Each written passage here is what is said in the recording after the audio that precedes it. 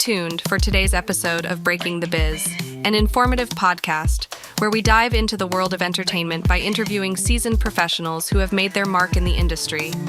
Gain invaluable insights as they share their personal journeys, offering advice on navigating the dynamic landscape of the entertainment industry. Whether you're an aspiring actor, musician, filmmaker, author, animator, or any creative soul, tune in for expert career guidance, insider tips, and first-hand accounts on breaking into the entertainment industry. Get ready to unlock the secrets behind successful careers and fuel your own passion for the limelight. Please remember to like this video and to subscribe to our channels for more great conversations. Greetings from Breaking the Biz, brought to you by Yes I Can Unity Through Music and Education. I'm William Felber, your navigator through the intriguing universe of the entertainment industry, as revealed by the visionaries and creators who bring it to life. Stay tuned as we delve into diverse insights from the forefront of entertainment, hearing from pioneers, creators, and agents of change. Prepare for a journey filled with tales of innovation, resilience, and the undying quest for artistic brilliance. Welcome to Breaking the Biz podcast with the Yes I Can crew. We've got a fantastic guest with us tonight. We have Jeff Murphy, who is the CEO of Quest Pacifica, motion picture editor, visual effects supervisor, and producer. He has an extensive background in the film industry, having contributed to over 150 feature films, notably. He served as the lead editor for the Emmy-nominated Ryan's Mastery Playdate, working on 90 episodes and for 76 episodes of Nickelodeon's Emmy-nominated series, Mutant Stuff. He also lent his editing expertise to Amazon Studios in 2018, Sigmund and the Sea Monsters, a project produced by renowned filmmakers Sid and Marty Krofft. Currently, Jeff holds the role of visual effects producer for several prominent series, including Paramount's Plus, the Really Loud House, NBC Universal's Punky Brewster on Peacock, Amazon's Blippi's Treehouse, Disney's Coop and Cammy Ask the World, and Disney Plus Earth to Ned. He recently completed post-production work on Universal Studios' 2 theatrical films, Justice and Werewolves. In addition to his television work, Jeff's talents extend to the realm of visual effects and sound design. In 2023, he contributed visual effects to notable projects such as Netflix Red Notice, Amazon's Jack Ryan, Amazon Gen Z's, and The Terminal List, while also working on sound design for Stranger Things, The Experience. Looking ahead to 2024, Jeff is gearing up for upcoming projects, including Netflix Blippi's Job Show and Hulu's The Old Man. Jeff is also, like I mentioned, the founder and co-owner of the award-winning Hollywood, Los Angeles-based post-production studio, Quest Pacifica. The company specializes in 26 years of motion picture editing, sound, color, and visual effects for film, online streaming, and television. In 2022, Quest Pacifica was awarded number 585 in Inc. 5000 magazine of one of the fastest growing private companies in the United States. And in 2021, they were ranked 1,151. Quest is a TPN compliant and certified facility with multiple edit suites, a Davinci color bay, ADR room, theater screening room, and 9,600 square foot creative space. Jeff continues to work in the gaming industry for Xbox 360, Xbox One, PlayStation, and all Nintendo platforms. Quite an impressive bio, if I do say so myself. And Quest Pacifica's got everything there. It really is a one-stop shop for creatives. Well, when you put it like that, I just speak reality, and reality's telling me you've got everything there. I mean, I watched the highlight video of the company, and it's quite impressive, everything that can be done there, from just producers being able to come in there and directors and work with your talented staff, having an ADR room so you can do the voiceover, the coloring, plethora of jobs at Quest Pacifica. So kudos to the amazing work you guys do. Yeah, thank you. Yeah, it's exciting. Been around started the company in 98, so been around a while. Okay. So let's talk about it. When did contributing to over 150 films, you've got your roots definitely in entertainment. When did you fall in love with movies? Well, when I was 7, I made Star Wars. Now, it's not the Star Wars it's my version, and it was horrible. But I started at 7. My dad had a video camera, and pretty much since then, every weekend I was making movies with my friends all through high school, junior high, and then even into college. So I just was constantly making movies. So at 7, Star Wars. I hope you had a Jabba the Hutt before a Jabba the Hutt. I'm just saying. Oh yeah, it was a giant beanbag. So love it. I love it. So you had roots. You had really good ambitions at 7. When you were like dream job? Was it directing? Was it producing? Acting? Where did you foresee that you were going to go? It was definitely directing. That's where I was aspiring to pretty much all through high school and then going into college. That was what I was aspiring to be. Later on through life, I realized that really it's storytelling, and there's a lot of different avenues of storytelling. So directing isn't the only storyteller. So my paths have definitely gone in different directions. But I initially went as a director, wanting to just make a movie. Okay. So 7, you do the Star Wars. You're still making movies with the friends. In high school, did you have a video class? What was your exposure in high school? And then we'll talk about that transition to college. Yeah, my exposure in high school, there was a photography class that had a photography/video.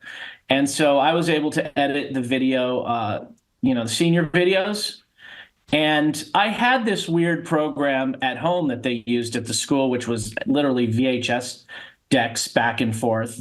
And, it didn't work very well. I was a master of it because I used it at my house for years. And then when I got into the school to use it, the teacher basically, I said, this program isn't working. And he tried to flunk me, saying that I don't know what I'm doing. And then basically in front of the class, told everyone I'll never be an editor. I'm never going to make it. And the principal came in and said, you can't talk to your students like that. And, I had to prove that I knew the system. And I just it doesn't work. Trust me, it's not accurate.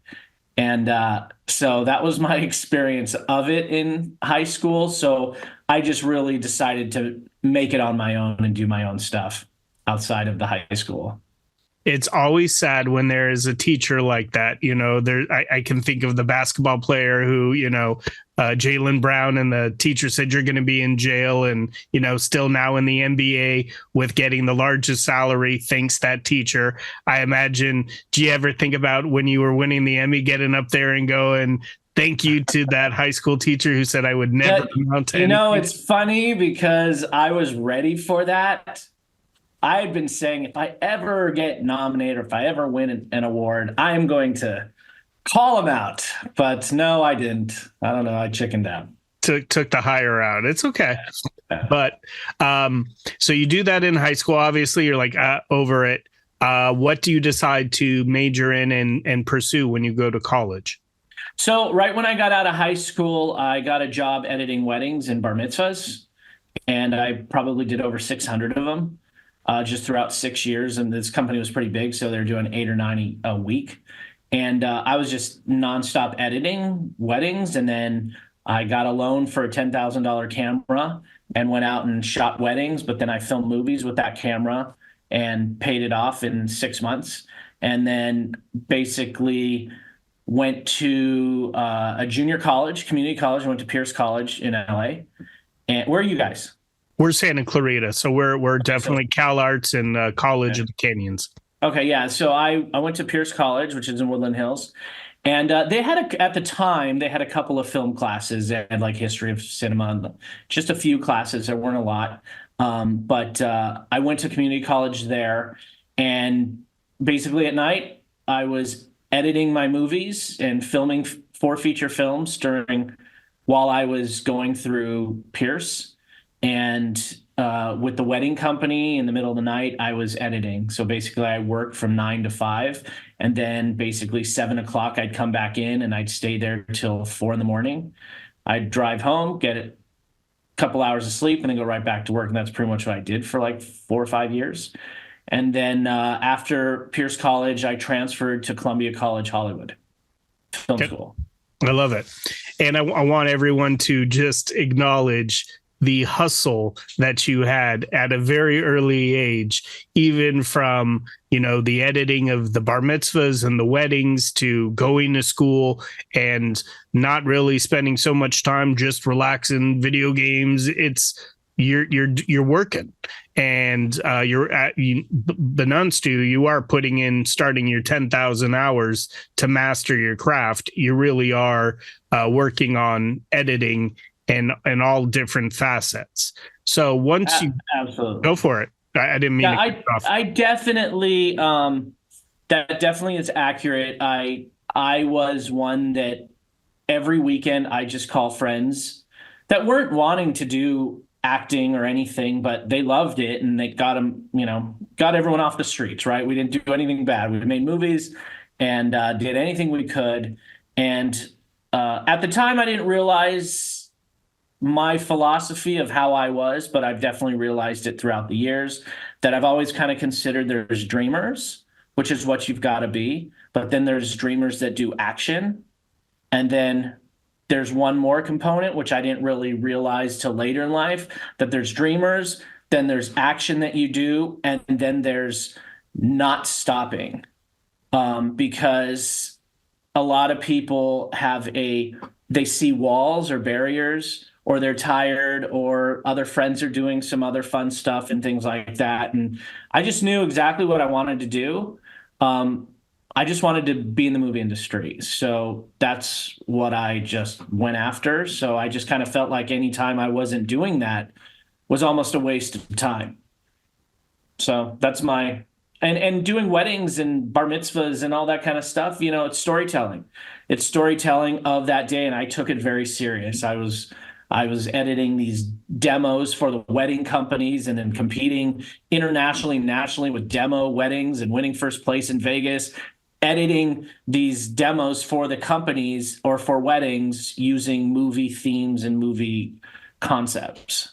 So it's all storytelling. It's fantastic too. I love that. There's the dreamers, the doers, and then the ones who just don't stop. I think that's fantastic, because if you know what you want and you have that plan A, there's no need for plan B and C if you are going to put your all into it. And I think the other thing you mentioned, sometimes there's barriers, there's walls, but when you want it bad enough, you just keep going, and you have to be resilient, and you just have to be determined. And obviously that speaks of a strong growth mindset, and you had that at a very early age, and obviously still have that. So I commend that. That's amazing. Yeah, thank you. It's funny. As I'm doing it, I didn't see it as that, but as I've gone later in life, I see it as that.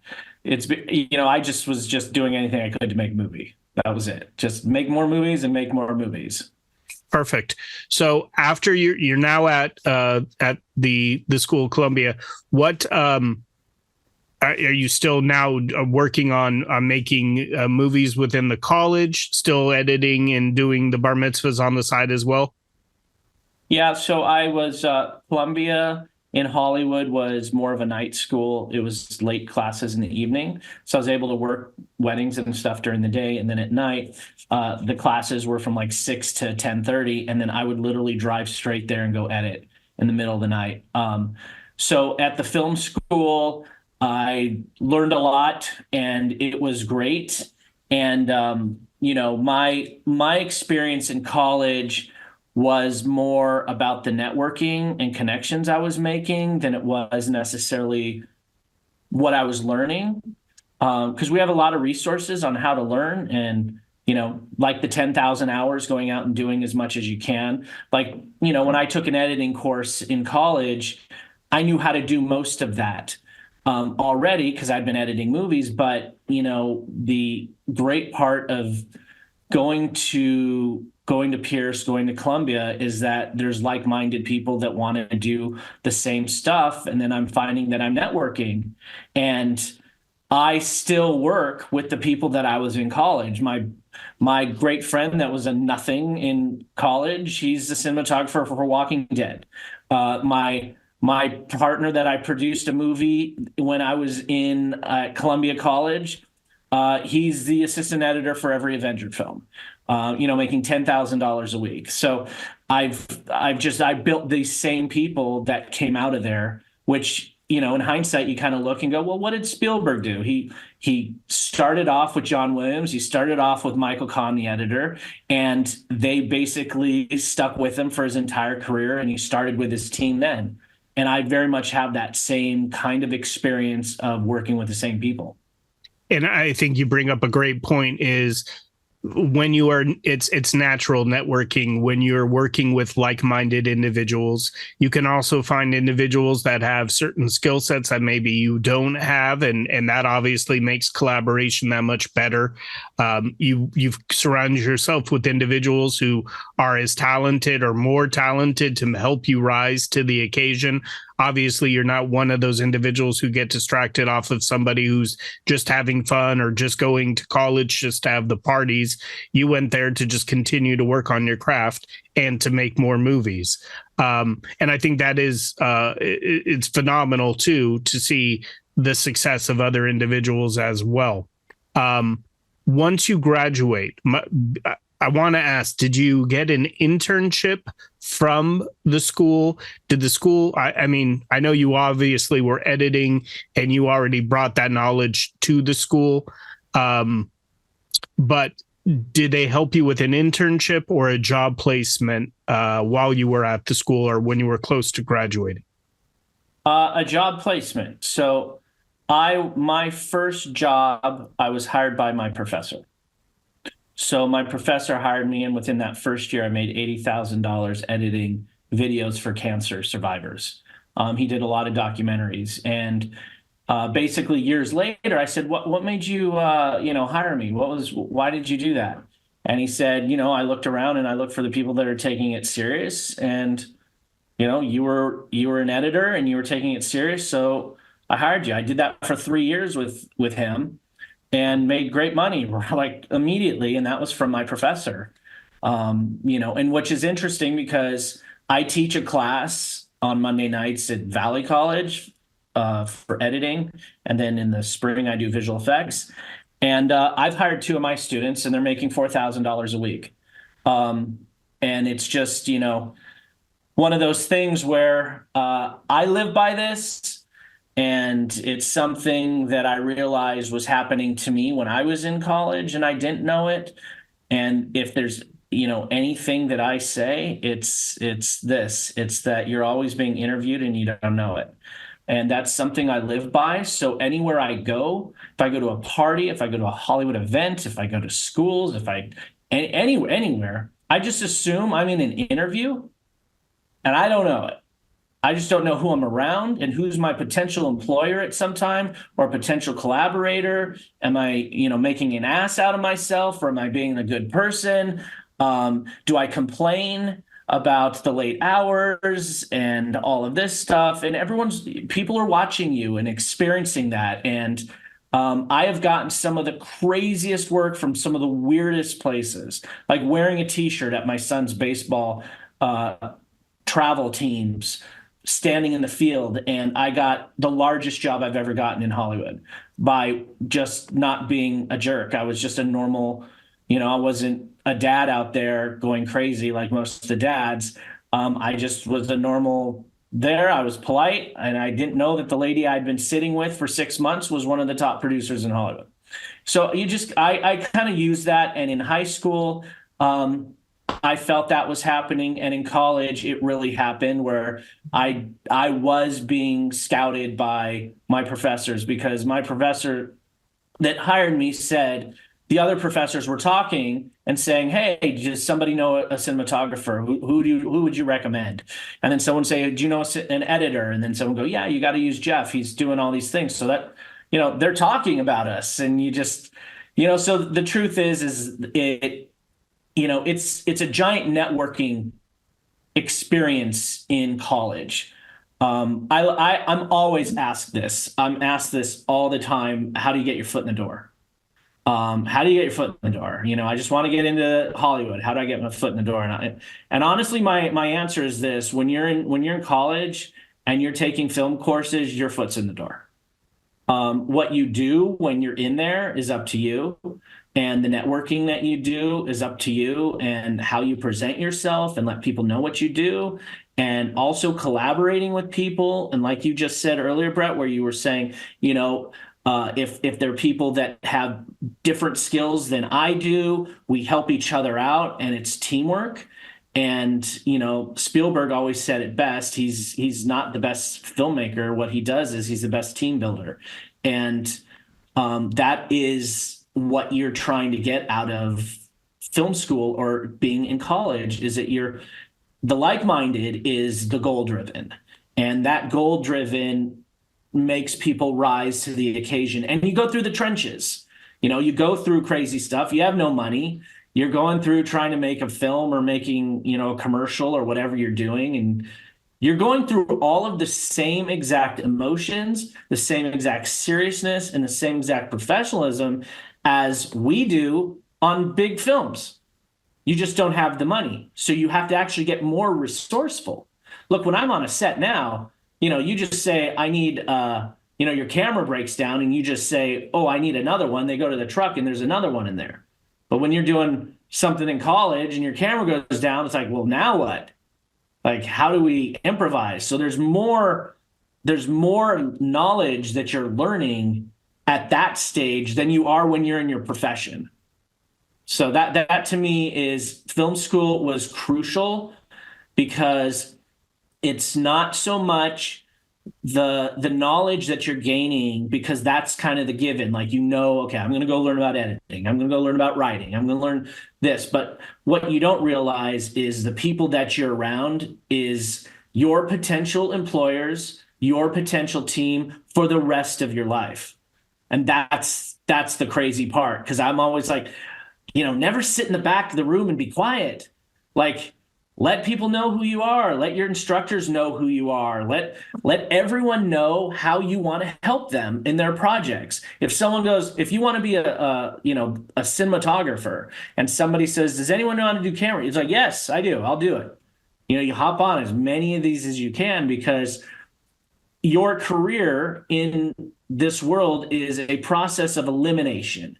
You're eliminating the ones that don't help you get to where you need to go, and you're building the ones that do, and you keep them. You lock into that type of structure of mentality and goal-driven and talent, and you lock onto that, and that's your team, that's your collaborators, that's your referral base.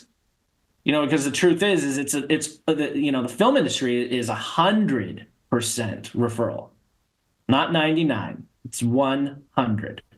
So referral based means you sell yourself, right? You are a salesperson. You have to sell what you do, sell your dreams, sell your talent, sell your skill, sell your, I'm prompt, I'm never late, I don't miss deadlines, I show up on time, I do what I say I'm going to do, and I do it, and then you do it. It's absolutely fantastic. I have to break down, you're getting the clap in here from Presley, because this is everything that we talk about, and you just summarized it in what you just said. I want to point out some things.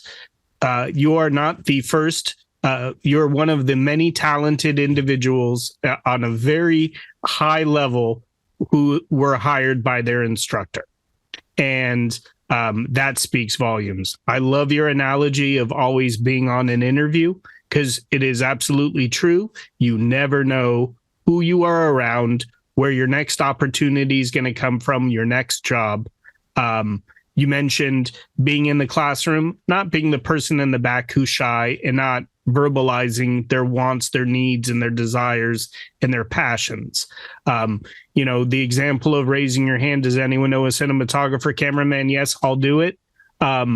No one can look at anyone and know, oh my God, it's like I can't look at you, Jeff, and know you're the master editor and what your talents are. So if indeed it's something that you want to do, you have to be professional. You have to self-advocate for yourself, and you have to put yourself out there. The other thing is saying yes to opportunities when you are young, getting that experience, even if it is not being paid, do it. And you never know who is going to see your talents.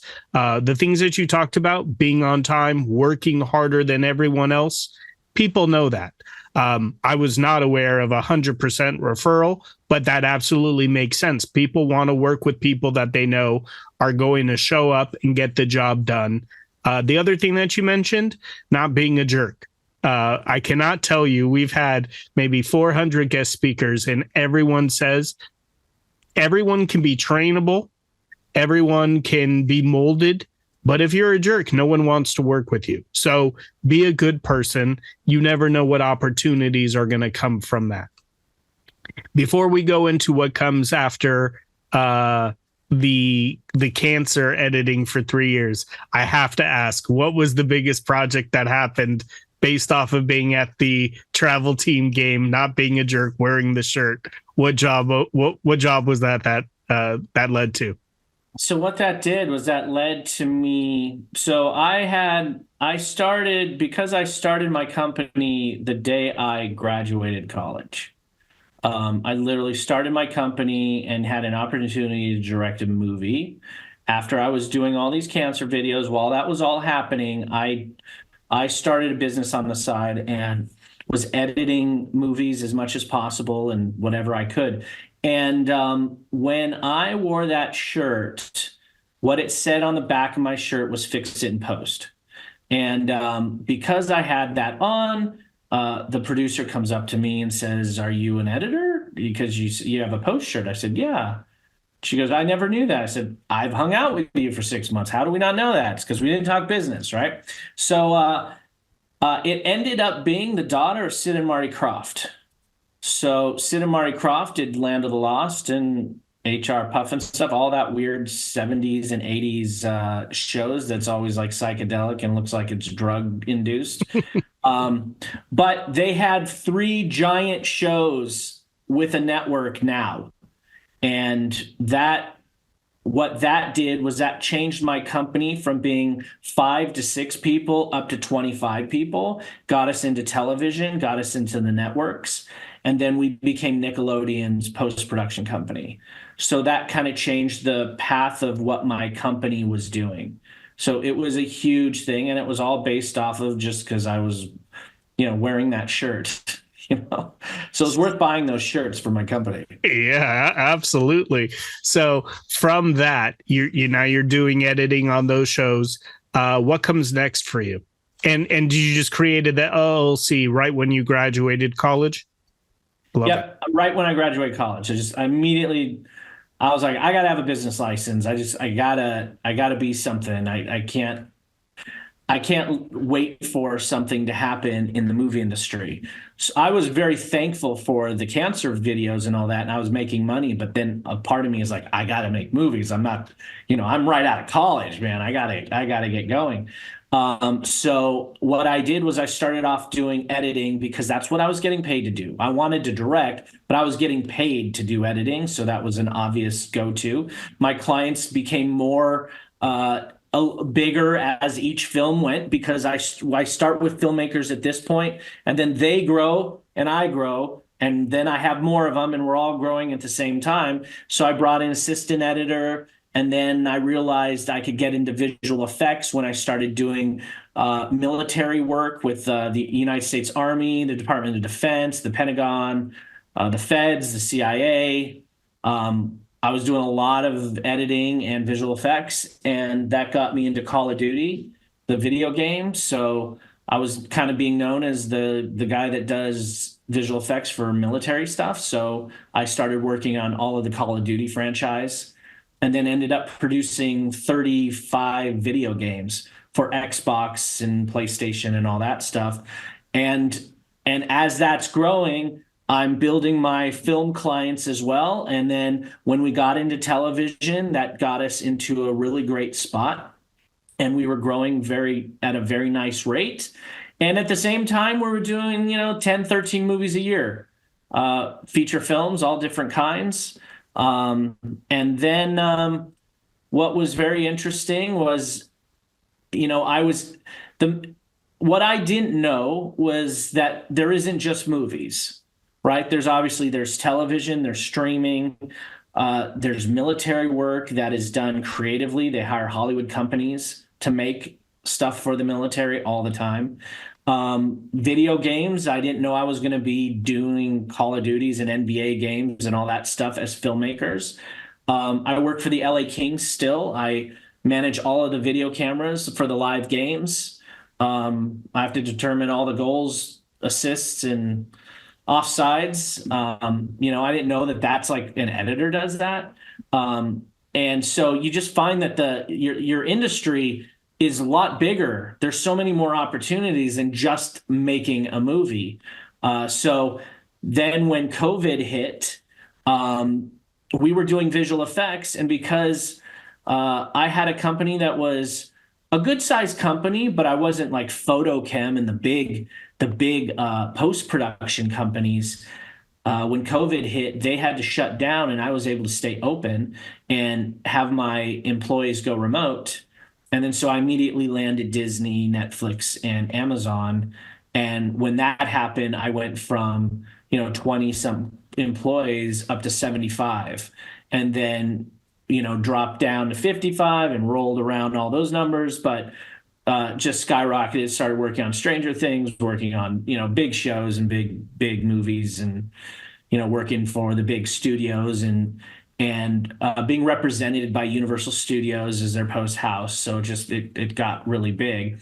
And all during that, I was teaming up with movies and producing them. So I was able to have my company be a co-production company for the films to help them get made, because if they have a post house behind them, it's a lot easier to get their films funded. So I was producing and then producing TV shows, which led to my Emmy for Amazon. So that was for producing, working on shows. So it's kind of, I learned how to edit, learned how to direct, went into producing, do tons of visual effects. We average 400 visual effects shots a week.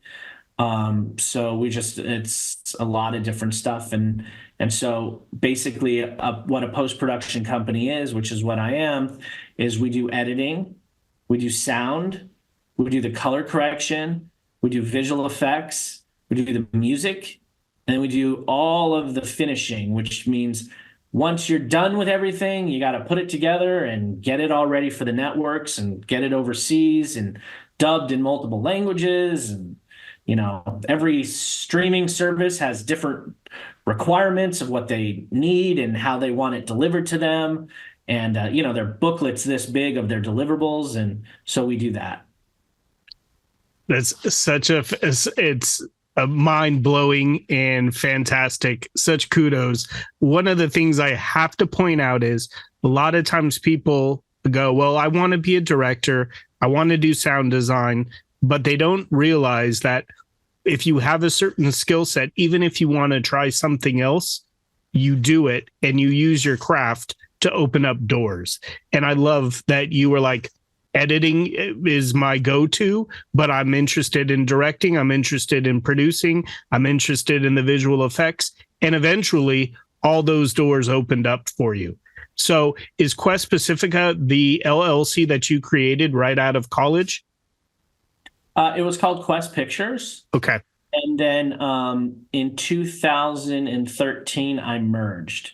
I merged with another partner that she was the number one Steadicam operator in Hollywood, movies like Taken and all those things. And we had a really great business opportunity, probably the scariest moment of my life in a business decision, dealing with Universal Studios. But that was a time where I decided to merge to kind of bring two forces together. I love it. At this time, I want to play just so everyone can see the Quest Pacifica promo, and then I'm going to come right back to you. Let me go ahead and share my screen, because everything you're talking about, having it all in one house, you guys have that.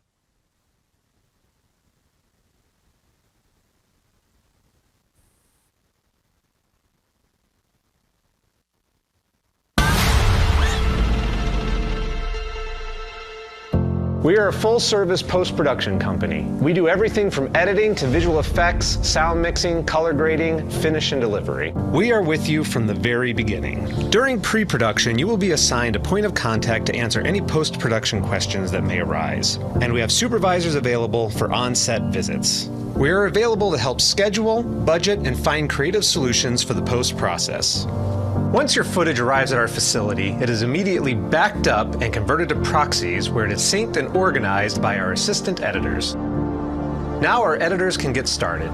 We have 10 full edit suites available for directors and producers for in-person sessions. Once a show or movie is locked, we start the finishing process. And our creative team of visual effects artists are ready to do their magic. Traditional set extensions, 3D modeling and virtual production, war effects, 3D dynamic effects like fire and liquid, wire removal, 3D modeling, and motion capture. We are able to go into virtual sets with VR goggles to help plan for production.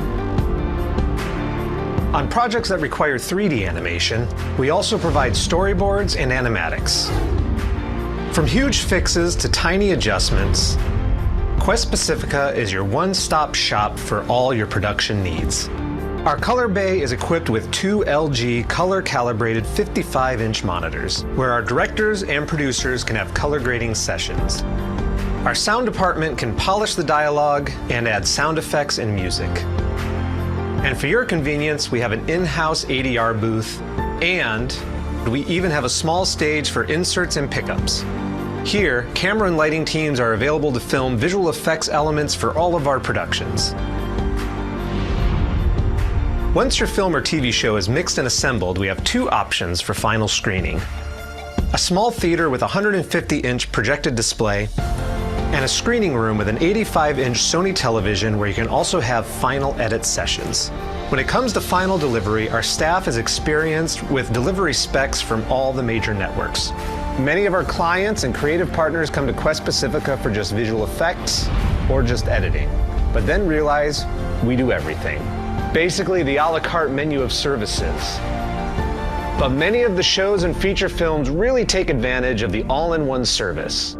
All of post, editing, sound, color, visual effects, animation, graphic design, and all the deliverables for network and distribution.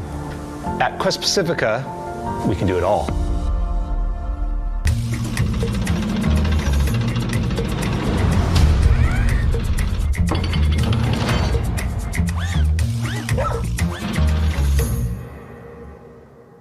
I mean, so impressive. Like hands down, amazing. So now how many employees do you have? Right now we have about 30 on staff and about 65 visual effects artists remote. Crazy. And obviously learning from COVID, you can have people work remote and do amazing work, and obviously just finding talented individuals who understand timelines and deadlines and getting things done. You just make sure you're getting driven people. The good part of that is it's been able to have us working 24/7. So basically, because we have artists from all over the world, we're able to have a client come to us with some, let's say they have 20 visual effects shots, And as long as they get it into us by 5 p.m., they wake up in the morning to them done, because we have different time zones. So we're able to make some of the crazy movie deadlines. So you're basically the Spielberg who put together the team around, and that leadership that you talked about on being able to be a strong leader and put together the team. So fantastic. Yeah, and with that being said, I use that same philosophy when hiring people, because I find that it isn't, as you grow with teamwork, it's better for me to hire a team than it is for me to hire just one individual. So what I do is I go in and I hire post or visual effects supervisors that come with a team of 12 to 15 people that have already been vetted. So it's kind of like I'm going in and I'm buying an already established good baseball team. And I just need to get the manager, because the manager's done all the work of figuring out who's good. Because I'll get visual effects artists that'll reach out to me and say, yeah, I did the opening credits to Game of Thrones with all the cool stuff growing. And I go, oh, awesome. And then I find out, oh, they only did the lighting on it. So what I want to do is I find talented people that have teams, and then I acquire that. Love it. Let's talk about mentorship, because obviously you're spending an hour with us and sharing insight. Who, when I bring up mentorship, who was your mentor? That's an interesting question. I've had a few mentors. I would say one of my professors was definitely one of my mentors. The one that hired me really took me under his wing and taught me a lot, because he went to NYU and was a filmmaker and knew Scorsese back in the day. And he was definitely a mentor of mine. I also consider the owner that owned the wedding video company. The fact that he allowed me to do anything I wanted at his company in the middle of the night to do that stuff, I wouldn't be where I am today. And then I also say that Marty Croft was a very big mentor to me when I worked so close with him. And then he just died this last year after he got his star on the Walk of Fame. So he was a big mentor to me. So yeah, those are probably my top three. What is your favorite project that you've worked on? I mean, the Kings to, you've done so much. The Call of Duty, there's so many cool things. What's the top? Yeah, I would say I very much enjoyed working with the military. I did not join. I was not ever enlisted, but I had to get embedded to work on these projects and had to go through top security clearances, and was working with the President of the United States, the generals, the top generals, General McChrystal, General Petraeus. I was on phone calls with them. I was working with the CIA. We were doing Call of Duty at the same time with them, and working with the guys that took down Pablo Escobar, and the Navy SEALs that saved Captain Phillips out with the Somali pirates. I was working with them. So, I mean, it was pretty insane. And when I kind of look at like my career, I go, well, how did I end up in that world? That's what we write movies about. And I'm wrapped up in that stuff. So, I'm working on Call of Duty at the same time with all my friends. And one of my best friends is the cover on the Call of Duty, just because he was standing there and he's on that, which became the largest ad campaign in world history. And it's just my friend Joe, who's the cover of Black Ops. And, it was fun because we're doing that. And at the same time, I'm doing this real life military stuff and managing all of the footage from the war in Afghanistan for the United States Army. And then at that same time, I'm sitting there doing kid shows on Nickelodeon and working with Ryan, the toy review kid that's got, he makes $200 million a year, and he's, the height of my waist at 7, 8 years old, and he's making $200 million, and we're doing his kids shows while we're also working, with government stuff. So it's always fun. But the truth is, the real answer is this, and this is for everything. I care 90% about who I work with and 10% about the project, and versus 90% of the project and 10% of the people, because I would rather work with good people, even if the project's not the best project or not a known project, than work on a high profile where everyone's jerks.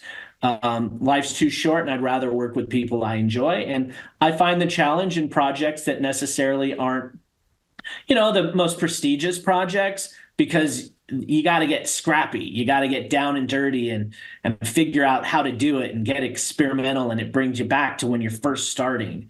But, like right now, we're working on Gen V. We're working on The Boys. We're working on Old Man, Jack Ryan, Stranger Things stuff. We're working on, a lot of shows. But the truth is some of the smaller ones are the better projects. It's so funny going from CIA to Blimpy. Yeah. Yeah, it is. It's like, and what? Here's the thing. I don't know how. Does everyone here want to get into the movie industry? Is that everybody on this call wants to? We have voiceover individuals. We have animators. We have those who want to get into 3D modeling, voiceover, camera. And that's the thing within our program is we want to help them find what they're passionate about, and having an individual like yourself who's done so much, it really, it inspires, but it also lets someone know that's what that job really looks like. Right. So Jonathan Hernandez, I'm seeing you. Are you interested in animation and 3D modeling? Is that what you were? Well, my major is in animation, but I'm doing classes of modeling and animation. But yeah, like when I was learning about modeling in that class and learned about modeling the 3D stuff and then animating it, I was pretty much in awe, like, oh, you could do those stuff. And I'm like wondering how these movies, like movie stuff things, like how do they do them? And like, well, how I'll tell you, them. That's great, Jonathan, that you're interested in that. That is the number one most sought after job right now in Hollywood. The average Unreal, which Unreal is a program, it's free, you can download it. It's where you can build 3D models. Unreal artists are getting paid $200 an hour. What was the website again? Unreal Engine. It's like a 3D program, but it's free to download. You can free to use it. So it's one of those you can experiment. And there's a million YouTube tutorials. But Unreal Engine 3D modelers are getting paid a lot because the shows I'm working on right now, and I'm in charge of putting together these virtual sets, virtual productions. So something like, have you guys seen The Mandalorian? Yes. For Star Wars. So, that's shot on a soundstage. Even all these stuff outside in the desert, that's in a soundstage. It's on an LED wall. So there's LED walls that are 3D models. And basically, it's someone designed it in Unreal Engine, a virtual set of a location in a desert. And when you walk on set, you're seeing LED walls all the way around. And the actors are performing on that. And they're 3D models, and the director walks up to a 3D model artist and says, is there any way we can move that 3D rock in the background, and can we change the lighting, and can we make it sunset? And the 3D modeler just goes, yep, boom, boom, and it's live on set, and that's how they're doing it. So they do shows like, the movie The Batman, they're doing all these gigantic shows, most of the Star Wars stuff, they're all being done on these virtual sets, and that is being done by 3D modelers. Pretty cool. And I heard that you said that like you worked on the Call of Duty stuff. Like, what specifically? Like, what game? Call of Duty, Modern Warfare 2, 3, Black Ops 1, 2. Whatever was after that, I don't remember. Black Ops 3. Yeah, and and then I think the last one we worked on was oh god, I forgot. It was more of a modern. Forgot what it's called. It is interesting though. Yeah. Is it the Call of Duty Modern Warfare 2, the new one or the old one? The old one. Oh wow. And did you OG. animate did your guys animate the scene? So what we worked on was we No, worked I mean on. like what like let me finish. Do you know about the zombies mode? Uh-huh. Do you know the scenes that they show in the trailer? Did you animate those or was it just another company? That was a different company that did the zombies. Basically, Activision hired Blizzard, which is a company that either put on that game or Sledgehammer. And what we would do is, when you turn on the game and there's an opening story and it goes through satellite imagery, those kind of weird things, we would do a lot of the 3D graphics. We worked on the commercials and the trailer campaigns and worked on most of my friends were actually the actors that were scanned. Their bodies were scanned and they were the characters in there. And then a celebrity came in and did the voice. Wow, that's cool. You've got a definite group that is just infatuated right now with the video games. I love it. Guys, I'll come to questions at the very end. I want to be really respectful of Jeff's time. I have two last questions. One, is there a mantra that you live by every day? Yeah, it's probably what I said. I think that mantra is that I am just always assuming I'm being interviewed. So I live my life that way. So I just know that when I'm around, I just make sure I act professional wherever I am. And I go by that. And I find that that has led to great relationships with my clients. My clients become my best friends. I go to their family kids events and their plays. I just find that this industry, which it's a business, that's why they call it the movie business. It's a business, and it's not just about creating art, and that's the end. If you're just making a movie, the only people that will see it will be your parents and friends. There's the business side, so you have to get into that world, and you have to engulf yourself into understanding that it is a business. So when you take that part serious, the creative part is to me the easy part, because that's the dreaming. The visions, the excitement is, what I think about when I'm driving my car and I'm thinking of a story or I'm thinking of how to do something creatively. I'm constantly trying to keep updated on technology and learning what's new. I just had a meeting where 20 of us are wearing goggles and we're in a meeting on a location scout in a 3D world. We are location scouting for a movie while we're all wearing goggles, walking around in a 2-mile size 3D map, figuring out where we're going to do shots and what cameras. And we pull out a director's toolbox and have a 50 millimeter lens. And we're looking through a 50 millimeter lens while we're in the virtual world, and we're setting up the camera. Then we let go and the camera stays there. And we mark that as scene 1, take 1.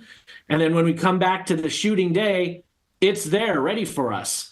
And it's just like, how are we doing this? How are we in that experience? And using AI right now look, there's a lot of negative talk about what AI does, but AI is a tool. AI is like any tool that's come through with technology. You can use it for such great ways, and there's so many ways to utilize it to be more efficient and to get stuff done quicker. And it's used in great ways in the film industry, and it's not used in other ways, but that's how everything is. You stay up on this technology, and then you surround yourself with good people, and you just lock in on them, and you just want to be happy. You want to go to work every day and do something that you love. And the great part of the movie industry is, I'm sitting there telling you I do military, I do kid shows, I do horror films, I've cut off people's heads with visual effects, I've done war films, I've the craziest stuff, right? Some of the craziest stuff. It's so great in the movie industry because every single day you're working on something completely different.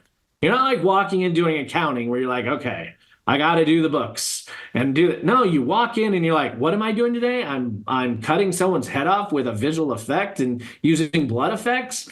Or today I'm editing a kid's show, or I'm cutting a movie trailer that's going to be in the theaters, or I'm wearing virtual goggles in some bizarre location scout.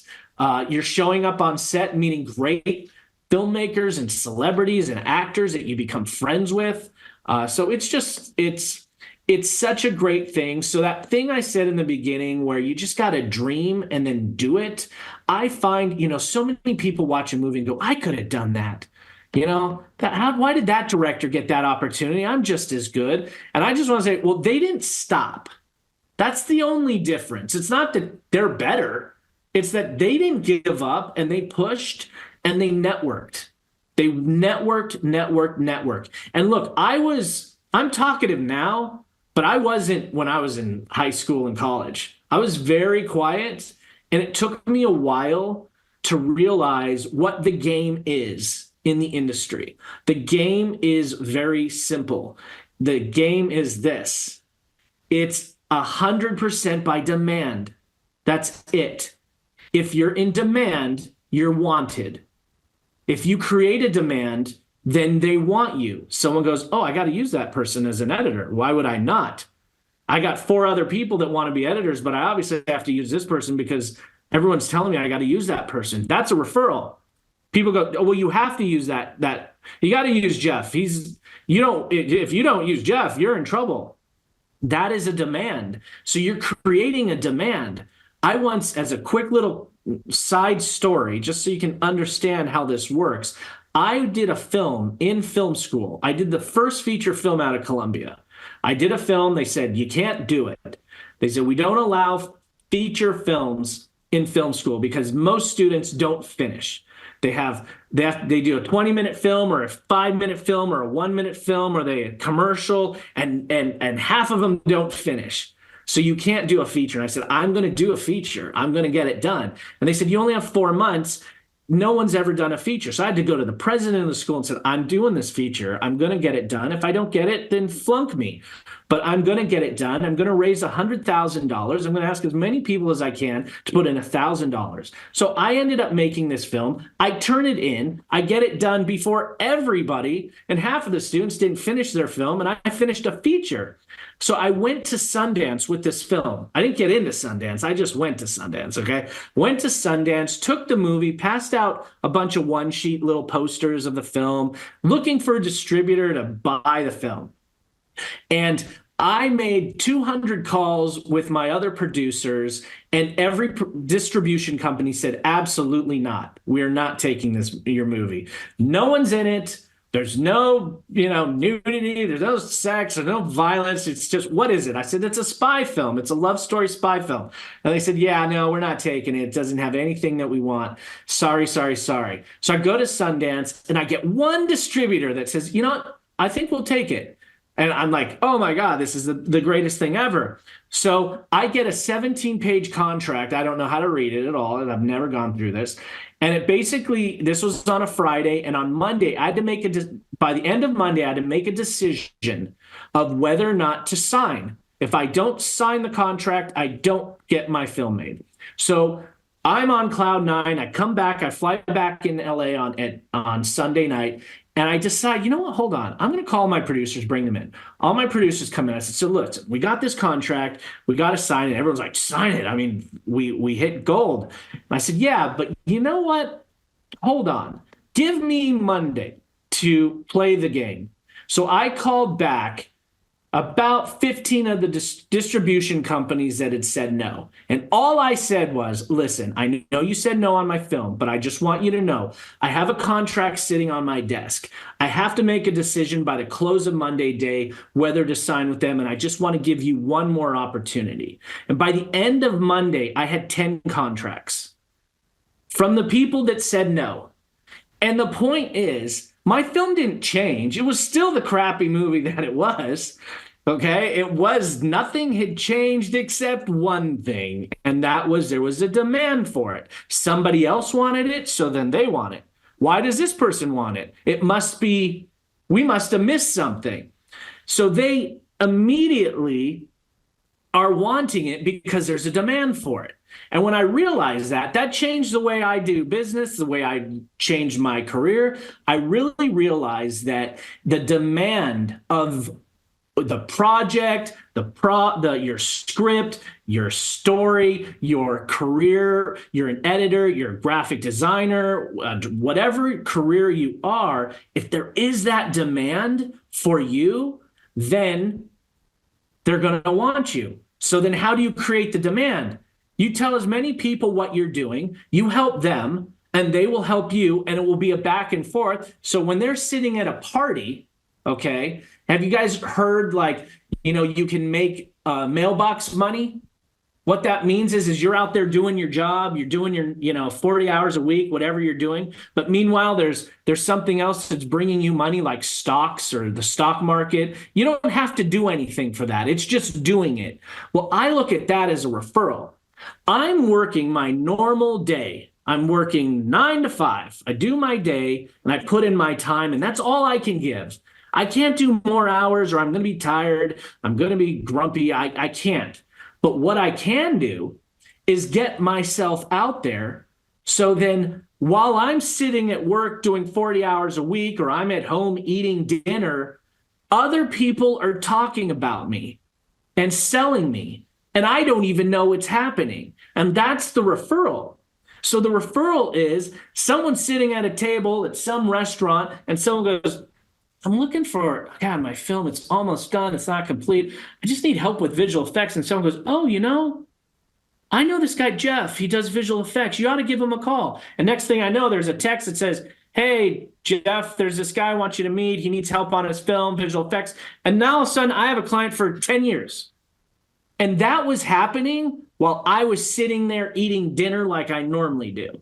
And that changed everything I do, because I realized that what you do and what you do on your day is one thing. But as you network and get yourself out there, then others are working for you. So you have two things happening. You don't just work for money, you have money work for you. That's the same concept. You have other people working for you, and it's not like they know they're working for you. They just know you are that person that they're going to refer in a normal conversation, and that's how you build your career. So all the students that you're sitting there with, if they know that Jonathan's the one that wants to do 3D modeling and animation, now there's, 20 people sitting on this Zoom right now. They go, well, Jonathan's the guy. If I ever need animation or that, I'm going to call that guy Jonathan Hernandez, right? That's how simple it goes. Okay, you just get yourself out there, and it's not being cocky. It's not that. It's just, you help that person out, they help you out, and all of a sudden you built that connection. So that foot in the door is right now, you guys are already in the door. It's how you play that game, because it's a game, but it's about being genuine, honest, trustworthy, and diligent, and doing what you say you're going to do. Like, if somebody texts me, I text them in 5 minutes. There isn't a gap. It is an immediate response, because I want them to know that that's important to me, what they have to say. And that's kind of the way that I live by, is I figure out a way to go about my life, about doing what I do with integrity. And then at the same time, I know that there's people with integrity that are also working for me out there. They just don't know they're working for me. And I do the same. So when somebody's looking for someone with animation, I go, oh, you got to use this guy named Jonathan Hernandez. Done. And your life changed. So as you sit there at home and you're like, how am I going to pay my bills this week? Oh my God, I'm going to go on Mandy.com and submit my resume 1,000 times. And I'm going to do this and this. Is like, you don't know that there's people out there that are working for you. So you just got to keep that going, because it keeps your positive energy going.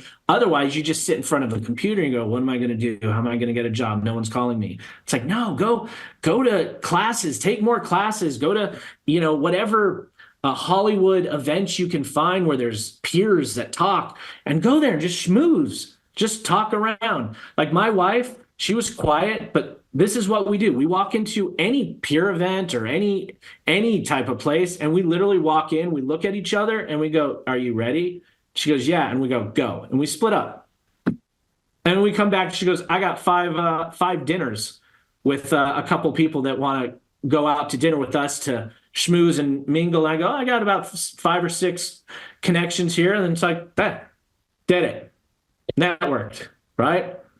Absolutely breathtaking, inspiring, and guys, we talk about being your own brand. I think you're realizing from Jeff why it is so important to be able to sell yourself, pitch yourself, show that your value. I could not have said what you said any better, Jeff. I'm speechless. I've slowly been getting myself to a position where right now we're working with ILM, and to just be in the world of the Star Wars world, to me, I don't know if you can see behind me, but I do have some Star Wars things up. There's a Millennium Falcon up flying above my head. Rad. So working in the Star Wars world has always been exciting, and we have the opportunity right now to be doing that. So that's a very exciting project.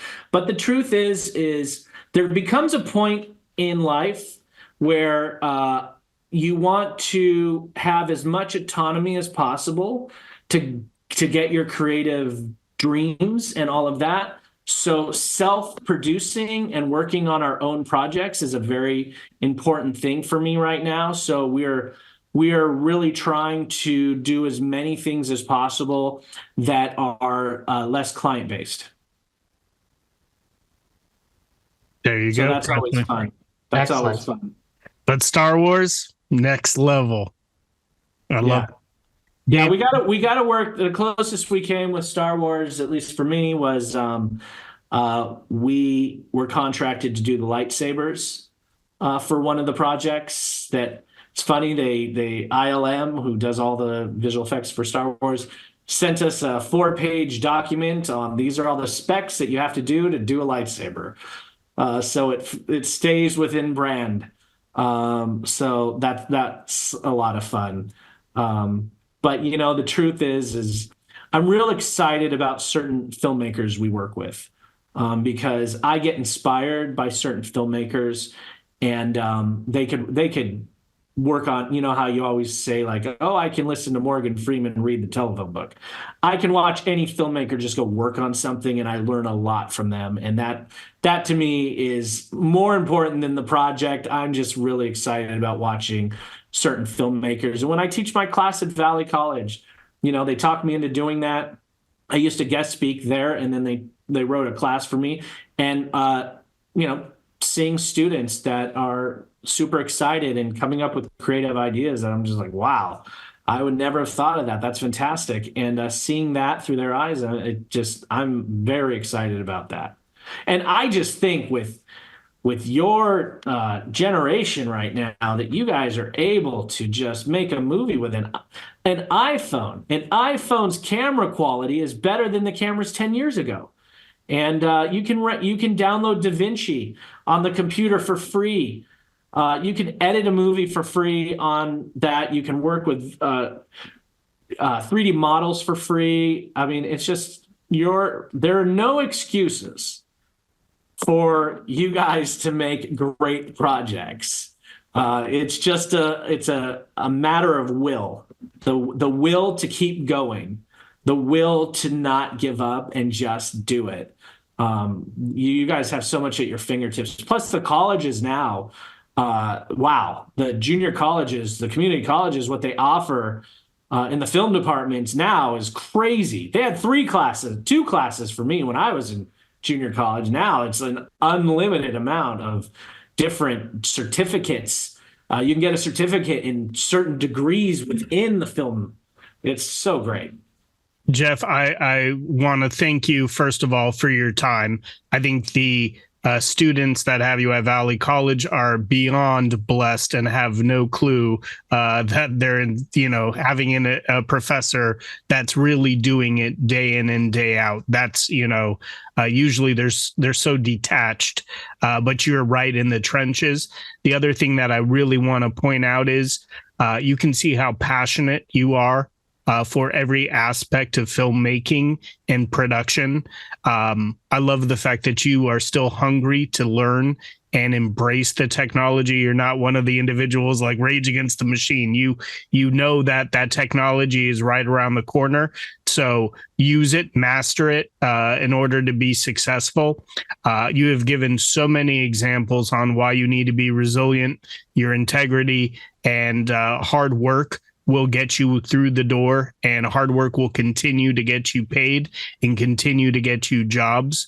I just want to thank you again. You are by far one of the most inspiring, spot-on guest speakers that we've had, and we've had 400 plus. You are top dog. I would love to find time to buy you dinner just to hear stories. I love it all. Very moved, very blessed. Everyone on this call tonight, you are extremely lucky to have been able to hear Jeff share his story. And I hope you're leaving here as inspired as I am. The one thing I want you to take, there's no more excuses. I can't do this. You're hearing from someone who did not make excuses, put his work and took it very seriously, went from projects, gave up on a lot of family time, friend time to pursue what he was passionate about. And if you do that, you will have the level of success that Jeff has. So on that note, Jeff, thank you once again for making time for us tonight. As we conclude another enriching episode, we hope you found inspiration in the stories shared today. Let's take a moment to honor Yes I Can's role in bringing Breaking the Biz to life. Yes I Can's commitment to empowering young people with disabilities through education, advocacy, and mentorship shines brightly, paving paths of opportunity and dialogue. This podcast celebrates the organization's dedication to nurturing talent and facilitating impactful discussions. Breaking the Biz is more than a podcast. It's a part of Yes I Can's broader mission to amplify voices, dismantle barriers, and craft a world that's more inclusive and accessible for everyone. Each episode is a chapter in our shared narrative of progress, education, and empowerment, driven by the spirit of Yes I Can. Thank you for spending your time with us on Breaking the Biz. Continue to challenge the status quo and share stories that resonate.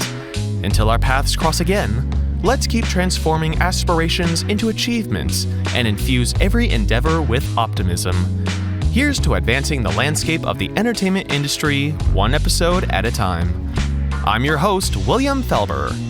See you next time.